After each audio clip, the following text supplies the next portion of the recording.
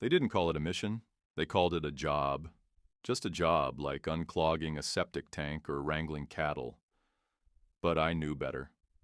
I've seen the way people flinch when they're too scared to say what they're thinking.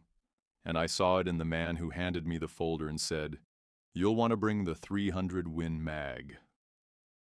I was in a bar in Terlingua when he found me. Hot wind rolling in through the busted screen door, bad tequila burning in my throat.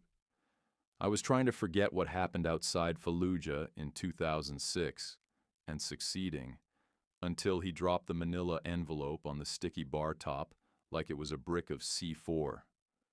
Big Bend National Park, something in the desert, killing livestock.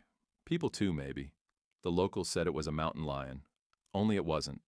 Not unless mountain lions walk on two legs and rip open steel water tanks like soda cans. They called it the sleeper. I asked why. The man just shrugged and said, "Because it wakes up when it wants." I hiked in solo, no backup, no comms. That's how they wanted it.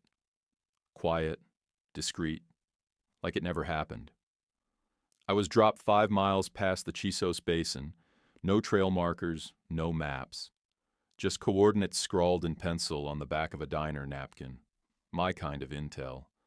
The land was mean, dry, broken, and whispering. You ever been out there alone? I mean really alone? It messes with your head. You start hearing things in the wind. You feel watched. You tell yourself it's just the emptiness.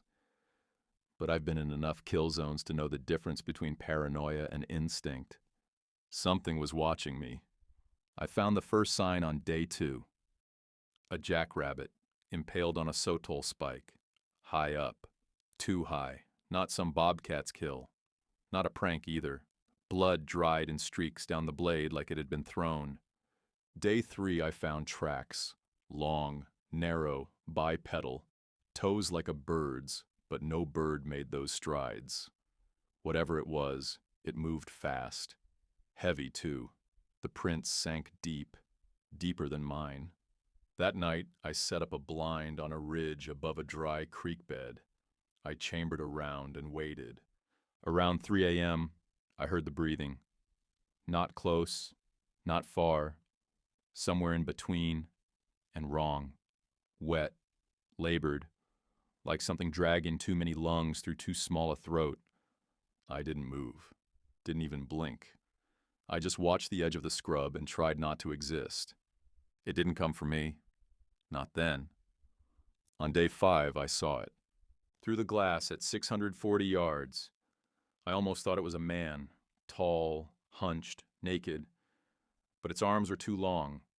It had no face, just a slit that opened sideways, and I swear I saw teeth blink. I took the shot. It didn't go down. Hell, it didn't even flinch. The slug punched through it like it was made of vapor. Then it turned, like it had just noticed me, and I swear to Christ it smiled. I don't remember breaking down the rifle or running. I just remember being back in my camp, heart jackhammering, hands shaking so hard I could barely get the stove lit. That night the wind changed. It started carrying a voice. It called me by name, not yelled, not whispered, just said it, like someone you knew in a dream, like your mother calling from another room, familiar and wrong. I didn't sleep. I didn't move. I waited until daylight, and then I burned everything I couldn't carry. I broke camp and hiked straight toward the Rio Grande with half a liter of water and a pocket compass that spun circles like it was scared. The thing followed. No tracks, no signs. But I knew. Every time I stopped, it stopped. Every time I moved, it did too. Not close, not far, just there. I reached the river on day 7. My boots were bleeding, my head a soup of heat stroke and dread. I saw the ranger station, half collapsed, door hanging like a drunk's jaw. I thought I was safe. Then I saw the writing, scratched into the wood above the door frame. In English. In my own damn handwriting, You missed. They found me 2 days later, face down in the sand, muttering in Farsi. I haven't spoken Farsi since 2006. They asked what happened. I told them I fell, got heatsick, saw some weird shadows. I lied because saying the truth out loud would make it real. And I still hear it sometimes when the wind's just right. My name, like it never forgot, like it's still out there, waiting for me to come back. They gave me a clean bill of health and a bus ticket to El Paso. That was their way of saying, we don't want to deal with your shit anymore. I didn't blame them. I smelled like a corpse and looked like I'd been sleeping inside a fireplace. I took the ticket. I even smiled. But I didn't go to El Paso. I went to Alpine, holed up in a motel with no name and a busted Coke machine out front. The kind of place you check into when you don't want anyone remembering you checked in. I paid cash, kept the lights off, and duct taped towels over the windows. I told myself I just needed time. Just a few days to sleep, think, dry out maybe. But that thing, whatever it was, I couldn't stop hearing it. Not in dreams, in real time, on the edge of sleep, where everything feels like a mistake. 3 nights in, I started losing time. Woke up once standing in the motel parking lot, barefoot, with my sidearm in my hand and a mouthful of dirt. I don't remember walking out there. I don't remember dreaming either. But my boots were by the bed, lined up perfectly, which I never do, not even in the Corps. On the 5th day, the mirror fogged up while I was shaving. There was no running water. I started writing things down, notes to myself, things I'd seen, things I hadn't, trying to draw a line between real and not. But the words wouldn't stick. I'd write a sentence, look away, and when I looked back, it would be gone, not crossed out, not erased. Gone. One night I blacked out around midnight. Woke up to my door wide open, my rifle disassembled on the bed, and a smell, old blood and hot sand, that shouldn't have been there. I checked my phone. It had 3 photos I never took. First one, a sawdle stalk, same kind I saw in the park, with something dangling from it, something with teeth. Second, the motel hallway, shot from low, like a child's eye level. Third, me, asleep, except I wasn't alone in the frame. There was something standing over me, not clear, not solid, but there, watching. I threw the phone in the dumpster and left town before the sun came up. Drove south, no plan, just motion. Figured I'd outrun whatever this was. I'd outwalked insurgents in the hills of Anbar. I could sure as hell outrun a bad dream. But it wasn't just a dream. I know that now. Because when I stopped for gas near Marfa, the kid at the counter asked me if I was the hunter. I asked what he meant. He said, the one that came out of the park, the one it followed. I asked him who told him that. He just pointed at the window. I turned, and written in the dust on the back of my truck, 4 letters, long and deep like claws dragged through ash. Wait! I haven't slept in 2 days.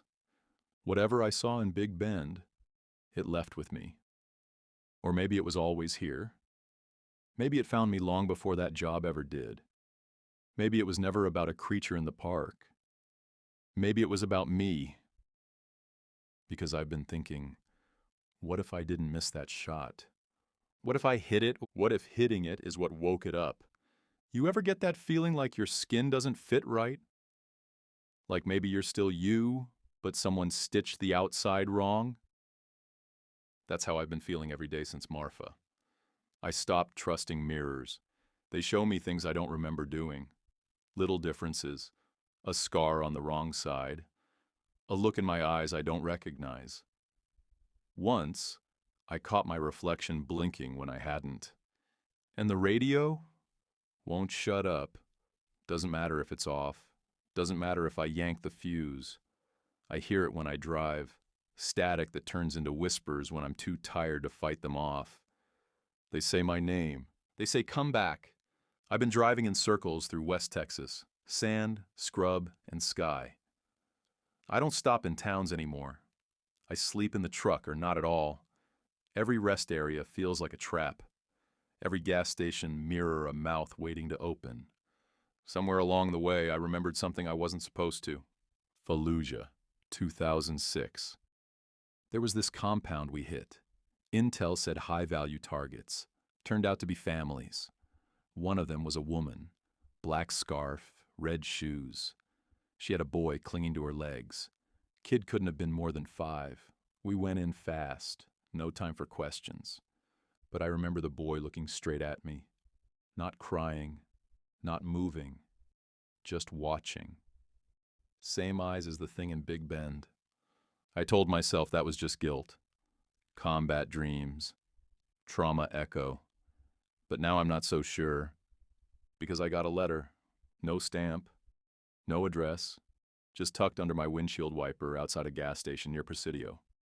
My name on the envelope. Inside, one piece of paper. 8 words. You brought it back. You can't run.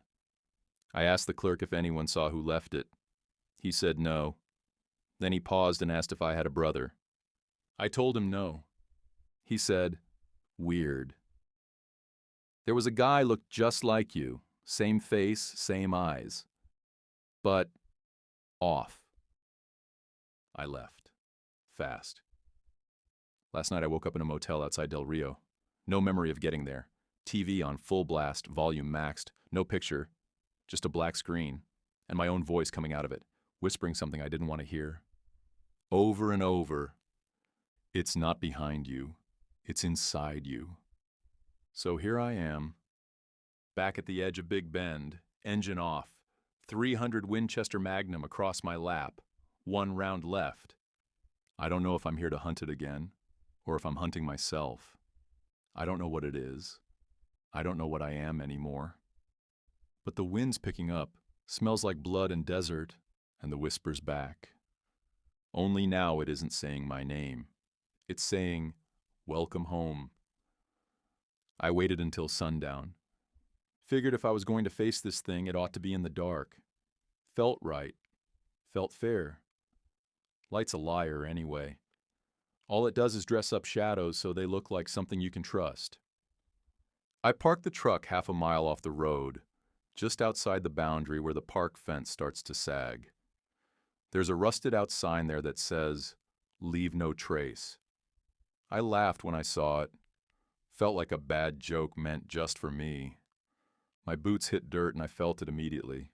Wrongness in the ground. It was too quiet. The kind of quiet that gets under your fingernails. I loaded the rifle, slung it over my shoulder, took only what I needed, and I walked. It wasn't long before I found the bones, scattered like a dropped deck of cards, animals mostly, but not all. One of them had a shoe still laced on the foot, kid's size, torn up Dora the Explorer print. Nothing else left but teeth and splinters. I didn't stop walking. It knew I was there. I felt it before I saw it.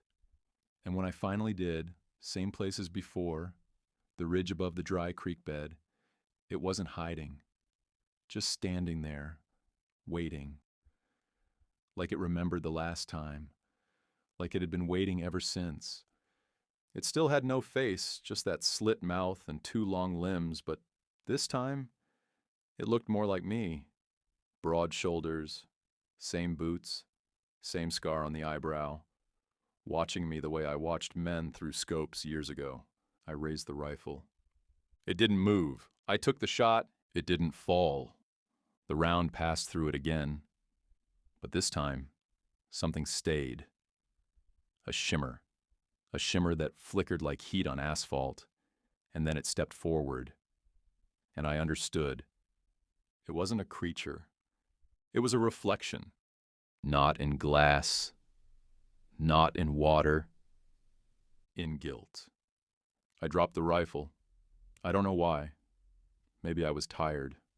Maybe I was done pretending bullets could fix what broke in me overseas, what followed me home, what grew teeth in the silence I carried around.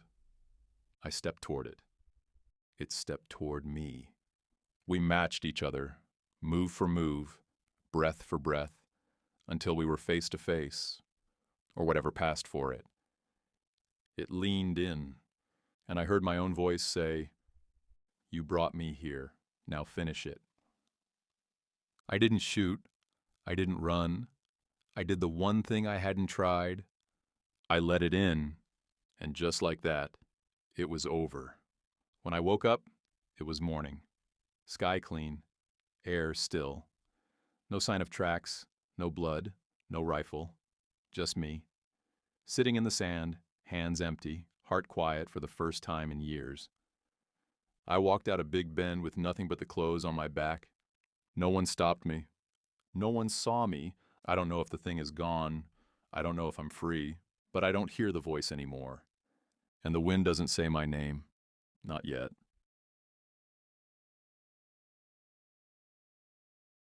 Epilogue. Ranger's log, March 14th.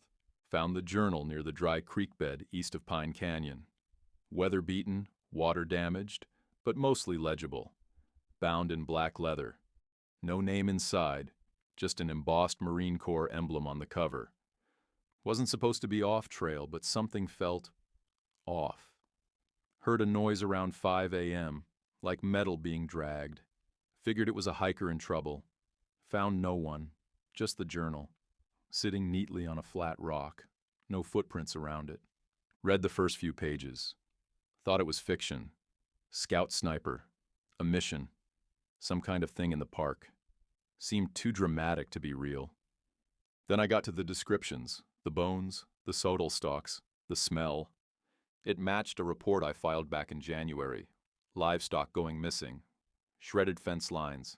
Rancher claimed he saw something walking on 2 legs, not right. Park Service dismissed it as a mountain lion. I wanted to believe that. I really did. The last entry in the journal is dated 4 days ago. It's short, just 4 lines. It's not a monster. It's not a man. It's what's left. Tell no one. I brought the journal back to the station, left it in the evidence locker, told dispatch I found nothing, didn't mention the bones, didn't mention the footprints I saw circling my truck after. Last night, someone whispered my name while I was half asleep on the couch. I live alone. I'm going back out tomorrow. Just to check, just to be sure. But I'm bringing my rifle. And I'm not bringing the radio.